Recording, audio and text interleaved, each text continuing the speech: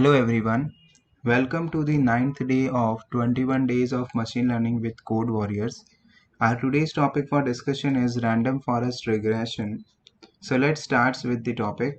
So random forest regression is one of the famous ML algorithm for both linear and non-linear problems. And after the invention or development of the random forest algorithm, the use of decision tree algorithm is reduced, and the main reason behind this is because this decision tree uses a single tree for the classification or regression of the data, whereas the random forest, as the name suggests, uses the collection of trees for the same purpose. So as you know, more the number of trees, greater the more the accurate the output. So this is why the popularity of random forest has increased over the decision tree. So let's start with random forest. So before moving toward random forest, we have to learn one thing first, which is known as ensemble learning. So let us see what these terms mean. So ensemble learning in general is a model that makes predictions based on a number of different models. By combining individual models, the ensemble model tend to be more flexible and less data sensitive. What this definition means that a random forest algorithm uses the decision tree as its backend, but it uses the number of decision trees. So there are individual decision trees model which were combined to form a single random forest model, so that the model is more flexible or less bias and has less variance towards the data.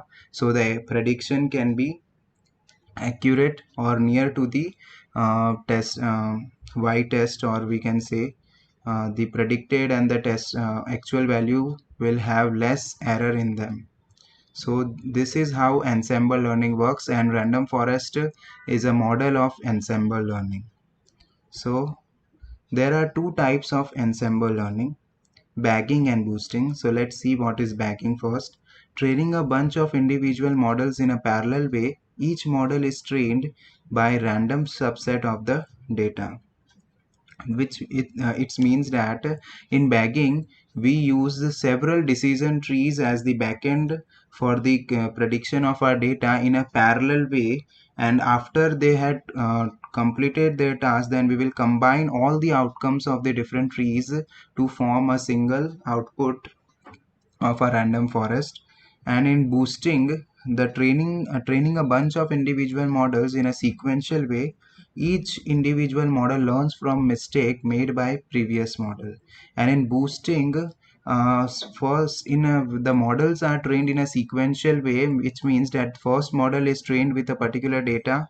After the calculate output is drawn, we have to calculate the errors and change our data set according to, so that the next model will predict a good value from the first one, and the process continues till we get the highest accuracy in our output. So this is how bagging and boosting different from each other.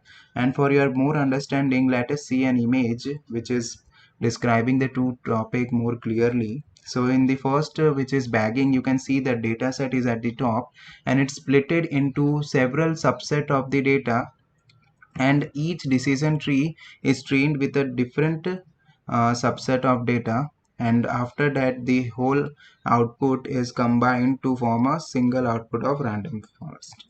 And in boosting, you can see that whole data set is passed to a single decision tree. After learning from the mistake, the data set is adjusted and then passed to the next decision tree, and the same process is repeated until to the nth decision tree, where we get the highest accuracy. Now let's see how which method this is random forest uses, bagging or boosting. So first of all, what is random forest regression?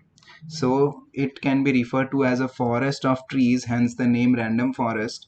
And the term random is due to the fact that this algorithm is a forest of randomly created decision tree. So I hope you are clear with the definition, as this definition is in a layman's term.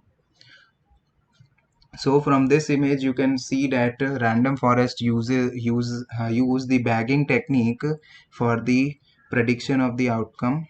So for this, the entire data set is split into a small data sets, and each decision tree is trained with a particular different data set, and the outcome of each decision tree is then combined, and there can be we can combine the data using mean, median, or mode, any of the three form, to get our final output of the random forest. So this is how random forest works. Now these are the 4 lines of code that you require for the random forest model to run.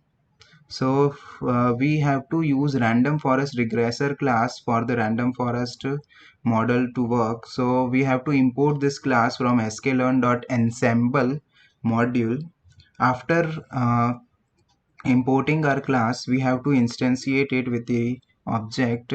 So the regressor is our object, which is equal to random forest regression, and we will pass two parameters, n estimators, which is equal to 10 as a random value we have just used here for the explanation, and a random state equal to 0, which I have explained you in this decision tree video how random state works.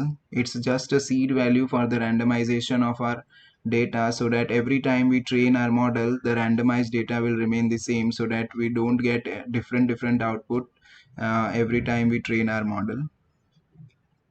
Now after instantiating our object, now we have to use the dot fit method to uh, train our model. So we will use regressor dot fit method, and we will pass x train comma y train in this model to train our data. So after training our data, then we will predict the outcome. So we will use dot predict method, and we will use regressor dot predict and pass the testing data, which is x test, and the result is stored in ypred. So this is how the random forest model works.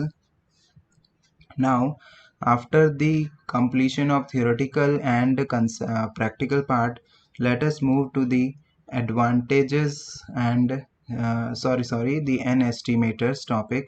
After that, there is advantage and disadvantage. So the n estimator is an important parameter in random forest. So let us first see what is n estimator. So n estimators represent the number of trees in the forest. Usually the higher the number of trees, the better to learn the data. However, adding a lot of trees can slow down the training process considerably. Therefore, we do a parameter search to find the speed spot. As you have understand from this definition, that we have to use more number of trees for our model to predict effective output, but if we use large number of trees, then our model will become slower and slower. So we have to try different values for n estimators, and see how the result is coming. If the result is satisfied, then we will fix that n estimator value, so that our model is trained with an good accuracy. So this is all about n estimator. Now we will move towards random forest advantages and disadvantages. So advantages are same like decision tree, that it can be worked for both classification and regression problems, where random forest work well with both categorical and continuous variables, which means that if there are multiple classes which we are going to predict, like we have to predict different fruits, apple, mango, orange, banana, then it can be helpful in this types of problem also. And if we want to produce the continuous values like the price of the house or cars, or the prediction of stock prices, then also it will be very handy to use. And the third point is random forest can automatically handle missing values, as we have seen in the decision tree also. uh, Now the fourth point is random forest is usually robust to outliers and can handle them automatically. Now outliers are the data points which are very rare in our data set, and which show unusual characteristics other than the uh, other data points, like they are very rare cases of the data set. So random forest can easily handle these outliers. Now moving toward the disadvantages. So first one is the complexity. Random forest creates a lot of trees and combines their output. By default, it creates 100 trees in Python, SQL, and library. To do so, this algorithm requires much more computational power and resources. On the other hand, decision tree is simple and does not require so much computational resources. So I think you are clear from this definition that random forest is more complex than the decision tree because it has a collection of trees, whereas decision tree has a single tree for the same purpose. So it is more complex and require more time for the calculation. And second point is longer training period. Random forest require much more time to train as compared to decision tree, as it generates a lot of trees and makes decision on the majority of votes. So as I discussed earlier, that random forest contains a lot of trees and require a lot of computation power and time for calculating these test cases, and it has also calculate the majority of votes for the final outcome. So it takes a longer training period than the other algorithms. So this is all about random forest regression. And now you have to summarize your working about the random forest regression and understanding of this concept in our LinkedIn post. And I hope you had cleared all your doubts about this topic. And if you have any doubts, then you can connect me on LinkedIn and ask me personally. So this is from my side. Thank you for listening me.